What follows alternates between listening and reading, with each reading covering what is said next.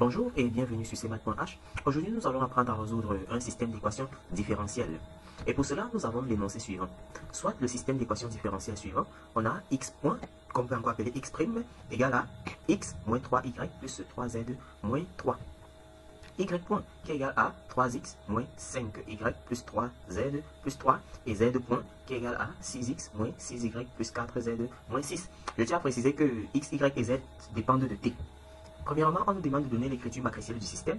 Deuxièmement, on nous demande de déterminer la solution d'équilibre du système que nous appelons XE. Troisièmement, on nous demande de donner les valeurs propres. D'accord? Et on nous demande de donner les vecteurs propres à la quatrième question. Et enfin, on nous demande les solutions du système. Alors, qu'est-ce que nous proposons? On veut donner l'écriture matricielle du système. Pour cela, je vais écrire le x', y' et z' sous forme d'un vecteur colonne. Ça va donc me donner le vecteur colonne qui aura x point de t, y point de t et z point de t. Ensuite, de ce côté, je vais essayer d'écrire cette combinaison linéaire des lignes qui sont là comme étant le produit d'une matrice de taille 3 multiplié par un vecteur colonne dont la dérivée du vecteur colonne me donne le vecteur qui est dans le membre de gauche ici, c'est-à-dire x point, y point et z point. Alors, lorsque je le fais, j'obtiens la matrice qui va me donner sur la colonne 1, 3, 6, deuxième colonne, moins 3, moins 5, moins 6, et troisième colonne 3, 3, 4. Multiplié par le vecteur colonne x de t, y de t, z de t. Et bien sûr, ici, j'ai une constante, moins 3, deuxième ligne, plus 3, et troisième ligne, moins 6. Donc, je vais également ranger ça dans un vecteur colonne constant à ce niveau. Une fois que j'ai réussi à le faire, je vais poser grand x de t égale à vecteur colonne de x de t, y de t, z de t. Et x' de t sera la dérivée, bien sûr, de x de t. Je vais aussi poser grand A égale à la matrice que j'ai exploitée tout à l'heure. Donc, je vais considérer que grand A représente cette matrice que j'ai eu à voir un peu plus haut tout à l'heure. C'est encore ça ici, et c'est ça que j'appelle grand A. Et je vais appeler le vecteur colonne constant que j'ai ici, c'est lui que je vais appeler B. Une fois que j'ai réussi à le faire, directement à l'étape suivante, j'aurai donc x' de t qui est égal à ax de t plus b, avec a qui est cette matrice, avec b qui est ce vecteur colonne, et avec x qui est ce vecteur colonne, et x' qui est sa dérivée. J'ai donc réussi à écrire le système sous une forme matricielle. Maintenant, on me demande de déterminer la solution à l'équilibre. Il s'agit de résoudre l'équation, ou alors le système d'équation, x' de t égale à 0. Alors, je vais simplement annuler. Partout où il y a x point de t, je vais mettre 0, y point de t 0 et z point de t 0. J'aboutis au système que voici. Alors, je me rends compte que la troisième ligne peut être simplifiée par 2. Donc, je vais la simplifier par 2 en maintenant bien sûr les deux premières lignes. Et la troisième ligne deviendra 3x moins 3y plus 2z égale à 3. Qu'est-ce que je constate? Je peux maintenir cette première ligne et l'utiliser pour éliminer x dans les deux autres lignes. Comment est-ce que je fais? Je maintiens la première ligne. Et je veux éliminer x et y dans les deux autres lignes. Donc, je vais multiplier cette ligne naturellement par moins 3. Si je multiplie cette première ligne par moins 3, normalement, je ne devrais pas l'écrire. Mais j'ai pris le soin de l'écrire ici pour que vous puissiez bien voir ce qui s'est passé. Donc, en multipliant la première ligne par moins 3, je vais obtenir moins 3x plus 9y moins 9z égale à moins 9. Ensuite, je vais l'additionner maintenant. Quand je vais l'additionner à la deuxième ligne, moins 3x plus 3x vont donner 0. 9y moins 5y, ça va me donner 4y. Moins 9y, moins 9z autant pour moi, plus 3z, ça va me donner moins 6z. Et j'ai moins 9, moins 3 qui me donne moins 12. De la même manière, je vais l'additionner avec la troisième ligne. Donc les x vont partir et j'aurai 9y moins 3y qui me donne 6y. J'aurai moins 9z plus 2z qui me donne moins 7z égale à, j'aurai moins 9 plus 3 qui me donne moins 6. Donc, une fois que j'ai réussi à le faire, bien sûr, la première ligne qui me sert d'équation pivot reste inchangée. Donc, je la conserve normalement. Tout à l'heure, je l'ai réécrite juste pour qu'on comprenne ce qui s'est passé. Alors, la prochaine étape, je me rends compte que la ligne numéro 2 peut être simplifiée par 2. Donc, je simplifie par 2 et j'obtiens donc 2y moins 3z égale à moins 6. Donc, une fois que je l'ai fait, le système équivalent devient celui que j'ai ici. Et cette fois-ci, je vais essayer d'éliminer y dans la dernière équation. Pour cela, qu'est-ce que je vais faire? Ma deuxième équation que j'avais au départ, qui était 2y moins 3z égale à moins 6 après simplification, je vais la multiplier par moins 3. Quand je multiplie par moins 3, ça me donne moins 6y plus 9z égale à 18. C'est bien cette ligne ici. Ça, c'est la deuxième équation que j'ai multipliée par moins 3. Et je l'ai écrite juste pour qu'on comprenne ce qui s'est passé. Parce que c'est encore la même équation ici. Alors, quand je vais additionner ces deux équations, c'est-à-dire moins 6y plus 6y, ça va me donner 0. 9z moins 7z, ça va me donner exactement 2z. Et 18 moins 6, ça va me donner 12. Donc, je conserve ici la deuxième équation après transformation. Et ici, j'ai 2z2 égale à 12. Je peux simplifier par 2 et tirer z et trouver donc z égale à 6. Une fois que je l'ai fait, je vais remplacer z à ce niveau par 6 et ça va me donner exactement y égale à 6. En quoi faisant? Quand je remplace z par 6 à ce niveau, j'aurai moins 3 fois 6 qui va me donner moins 18. Quand moins 18 va traverser, ça va donner plus 18 moins 6 qui donne 12. Et 12 divisé par 2, ça fait 6 qui me donne la valeur de y. Ensuite, je viens dans la première équation, je remplace y par moins 6 et je remplace y par 6 autant pour moi et z par 6, ça va me faire moins 18 plus 18 qui vont s'annuler et je trouve x égale à 3. Voilà donc la solution à l'équilibre xe qui est le vecteur colonne 3, 6 et 6. Maintenant, je veux déterminer les valeurs propres. Pour cela, qu'est-ce que je fais? Je vais prendre lambda, un nombre réel, et déterminer le polynôme caractéristique qui n'est rien d'autre que déterminant de a moins lambda, matrice identité en dimension 3. Pour cela, je vais me rendre compte que sur la première ligne, première colonne, j'aurai 1 moins lambda parce que la matrice A a exactement le coefficient 1 au niveau de la première ligne, première colonne. Je vais jouer pareillement sur la diagonale principale. Donc, j'aurai moins 5 moins lambda et 4 moins lambda. Une fois que j'ai réussi à le faire, je me rends compte que il est possible de pouvoir créer un 0 à ce niveau. Et pour créer le 0 à ce niveau, comment est-ce que je vais procéder? Je vais additionner la troisième colonne avec la deuxième colonne. Et je vais l'affecter au niveau de la deuxième colonne. Lorsque je fais 3 moins 3, ça me donne 0. Donc j'ai réussi à créer le 0 que je veux. Lorsque je fais moins 5 moins lambda plus 3, ça me donne moins 2 moins lambda. Lorsque je fais moins 6 plus 4 moins lambda, ça me donne moins 2 moins lambda. Et je conserve la troisième colonne. Étape suivante, je vais mettre moins 2 moins lambda en facteur. Ou alors je vais mettre 2 plus lambda en facteur. Et ici, il restera moins 1. Lorsque le moins 1 va rester à ce niveau, je vais essayer de créer un autre 0 sur la ligne d'en bas. Comment faire? Je multiplie la deuxième ligne par moins 1, je l'ajoute à la troisième ligne. Et j'obtiens le résultat suivant. 2 plus lambda, facteur de 1 moins lambda. Ici j'ai 3, 3. Et à ce niveau, étant donné que j'ai multiplié cette ligne par moins 1, lorsque je l'ai ajouté à la troisième ligne, le 6 est devenu 3, le moins 1 et le plus 1 se sont annulés. Et à ce niveau, j'ai moins 3 plus 4 moins lambda qui me donne 1 moins lambda. Et donc, qu'est-ce que je vais faire? Je vais essayer de développer le déterminant en passant par la deuxième ligne, deuxième colonne. Donc, je vais l'utiliser comme coefficient. Une fois que je le fais, qu'est-ce qui va se passer? Ça veut dire que je peux barrer complètement cette colonne et barrer complètement cette ligne et m'intéresser au déterminant qui va rester. Donc, je vais prendre 1 moins lambda que je vais mettre première ligne, première colonne. Je vais prendre 3 que je vais mettre sur la deuxième ligne, première colonne. Ensuite, je vais prendre le 3 que je vais mettre sur la deuxième colonne, première ligne. Et le 1 moins lambda que voici, que je vais remettre sur la deuxième ligne, deuxième colonne. Et j'obtiens ce fameux déterminant.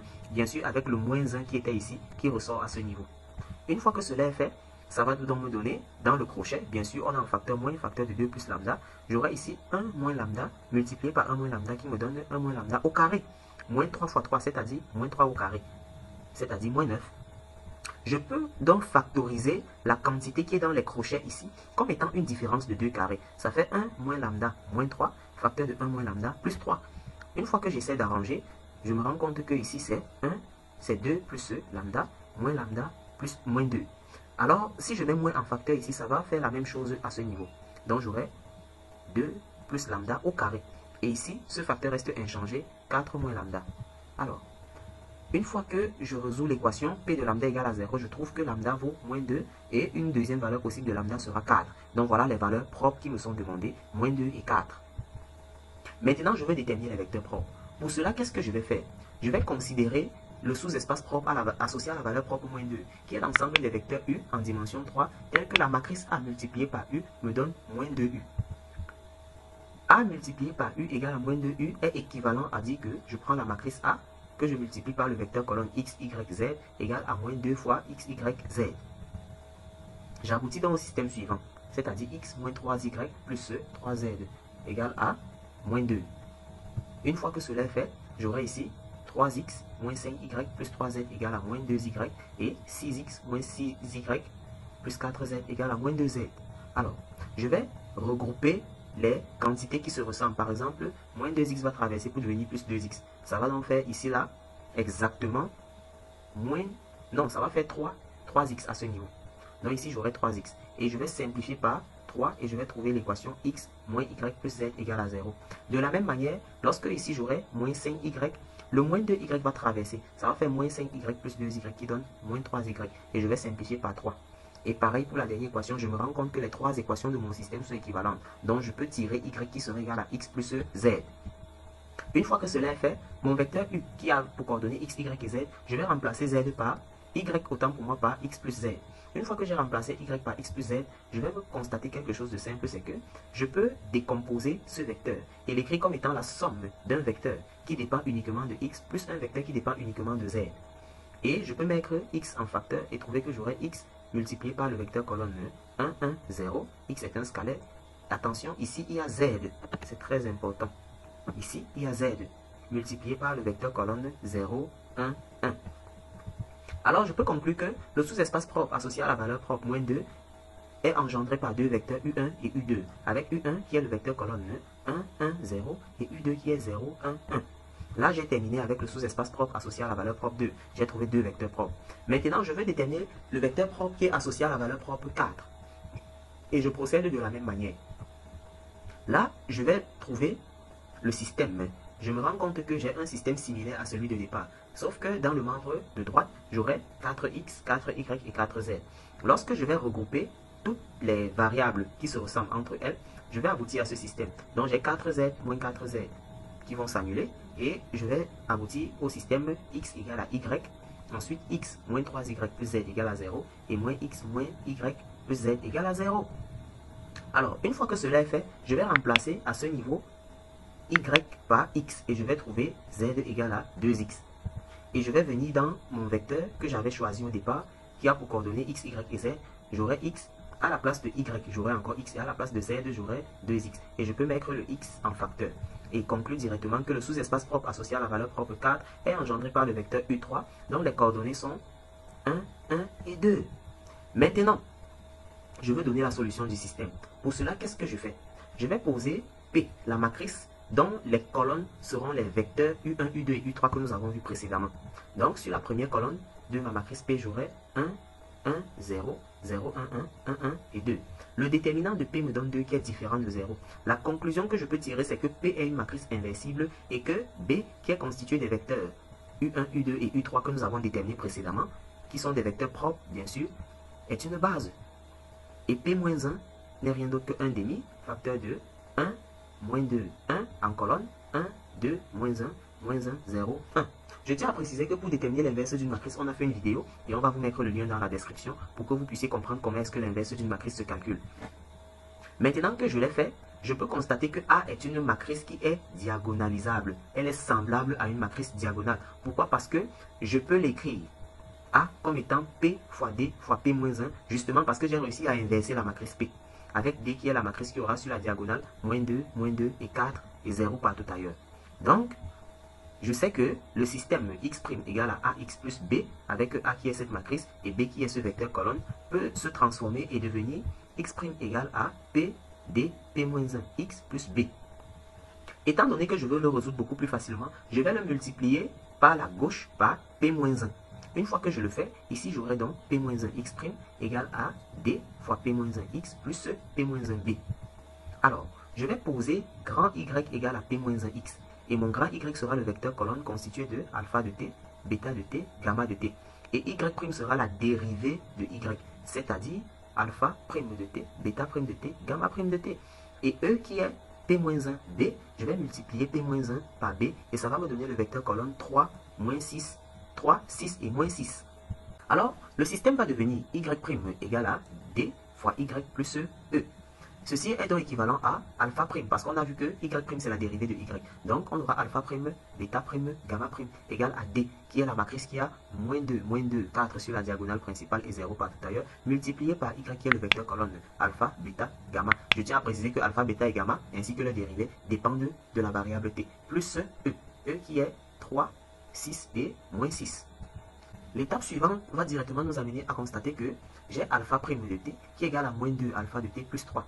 Bêta prime de t égale à moins 2 bêta de t plus 6 et gamma prime de t égale à 4 gamma de t moins 6.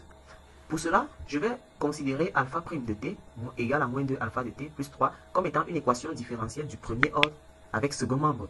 Le second membre est constant, mais c'est quand même un second membre. Et on a vu dans une vidéo précédente comment résoudre les équations du premier ordre avec variation de la constante lorsqu'on a un second membre. Et donc directement, je vais mettre le lien de la vidéo pour que vous puissiez comprendre très bien. Donc ici, j'aurai directement alpha de t qui est égal à lambda 1 exponentielle de moins 2t plus 3 demi. Pareil avec bêta, je vais trouver bêta de t qui est égal à lambda 2 qui est une constante exponentielle de moins 2t plus 3, et gamma égale à lambda 3 exponentielle de 4t plus 3 demi, avec lambda 1, lambda 2 et lambda 3 qui sont des nombres réels. Une fois que j'ai réussi à le faire, ça veut dire que j'ai réussi à déterminer y. Y, c'est donc le vecteur colonne, lambda 1 exponentielle de moins 2t, lambda 2 exponentielle de moins 2t, lambda 3 exponentielle de 4t plus le vecteur colonne 3 demi, 3 et 3 demi. Or, pour arriver à ce niveau, on a dû poser y égale à p moins 1x. Donc, pour retrouver x, je vais multiplier encore par la gauche, par p. Et je vais trouver donc x qui est égal à p fois y. Et donc, x n'est rien d'autre que le vecteur colonne x de t, y de t, z de t. Et pour le retrouver, je vais multiplier la matrice P que je connais déjà. La matrice P, je précise que ces colonnes sont les vecteurs propres, U1, U2 et U3 que nous avons déterminés précédemment. Multiplié par le vecteur Y. D'accord? Une fois que je multiplie par le vecteur Y, ici j'ai décomposé Y comme étant une combinaison linéaire de deux vecteurs, mais on peut toujours les mettre ensemble. C'est pourquoi en développant donc ici, on se rend compte qu'on a P multiplié par cette quantité que je vais souligner. D'accord? On a P que voici multiplié par cette quantité qui est ici. Et ensuite, on a P à ce niveau multiplié par ce vecteur colonne. Et c'est le même vecteur colonne qui finit par revenir à ce niveau. Une fois que j'effectue ce produit, j'aurai donc lambda 1 exponentielle de 2 moins 2t 0 fois lambda 2 exponentielle de moins 2t qui va partir, plus ce lambda 3 exponentielle de 4t. C'est ça qui est là. Ensuite, quand j'effectue ce produit matriciel, sur la première ligne, j'obtiens 3. De la même manière, je vais développer et je vais trouver y de t qui sera lambda 1 exponentielle de moins 2t plus lambda 2 exponentielle de moins 2t plus lambda 3 exponentielle de 4t plus 6.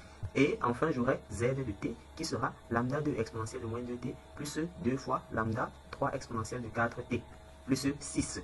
Donc, voilà comment est-ce qu'on peut résoudre un tel système différentiel. Merci et à la prochaine.